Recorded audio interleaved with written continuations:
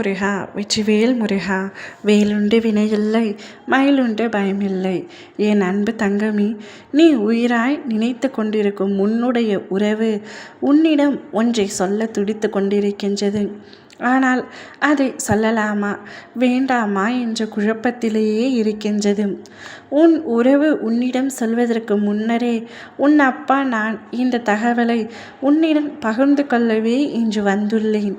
இதை முழுமையாக கேட்டுவிட்டு நீயே ஒரு முடிவை எடுத்துக்கொள் தங்கமே. அவர் உன்னிடம் சொல்ல வரும்பொழுது நீ எடுத்த முடிவை அவரிடம் கூறிவிடும். உன்னுடைய உறவு உன்னை உண்மையாக நேசிக்கின்றது, அளவுக்கு அதிகமாக அன்பு வைத்திருக்கின்றது. ஆனால் ஒரு சிலரின் பேச்சை கேட்டுக்கொண்டிருக்கின்றது. முக்கியமாக அவருடைய குடும்பத்தினருடைய பேச்சை கேட்டுக்கொண்டு உன்னை சில சமயங்களில் காயப்படுத்தவும் செய்திருக்கின்றார். இவை அனைத்தும் எனக்கு தெரியுமே அப்பா என்று கூறுகின்றாயா? இவை அனைத்தும் உன்னுடைய வாழ்க்கையில் நடந்து கொண்டிருக்கின்றது என்று தான் கூறினேன். இதற்கு மேல் நடக்கவிருப்பதையும் கூறுகின்றேன். உன்னுடைய துணை இப்பொழுது அவர்களின் பேச்சை கேட்க ஆரம்பித்து விட்டார். செவிகளை அவர்களின் பக்கத்தில் மட்டுமே வைத்திருக்கின்றார். எப்பொழுதும் உன்னுடைய கருத்துகளையும் அவருடைய கருத்துகளையும் ஒப்பிட்டு பார்ப்பார். உன்னுடைய பக்கம் நியாயம் இருந்தால் நிச்சயமாக அவர் உன்னுடன் தான் இருப்பார். ஆனால் இப்பொழுது அவர்களின் பேச்சை கேட்டு ஆடிக்கொண்டிருக்கின்றார். உன் துணை உன்னிடம் வந்து நீ எனக்கு வேண்டாம், இவ்வாழ்க்கையில் நாம் இருவரும் ஒன்று சேர்ந்தால் வாழ்க்கை மகிழ்ச்சியாக இருக்காது, நீ எனக்கு வேண்டாம் என்று கூறப்போகின்றார். அவர் அப்படி கூறுகையில் உன்னுடைய மனம் எப்படியெல்லாம் பாடுபடும் என்று அவருக்கு தெரியும்.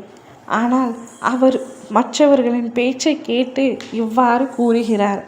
ஆனால் அவரும் உன் மீது அன்பு வைத்திருப்பது உண்மைதான். அதை நிச்சயமாக காலம் அவருக்கு உணர்த்தத்தான் செய்யும். உன் அப்பா நானும் அதனை உணர்த்துவேன்.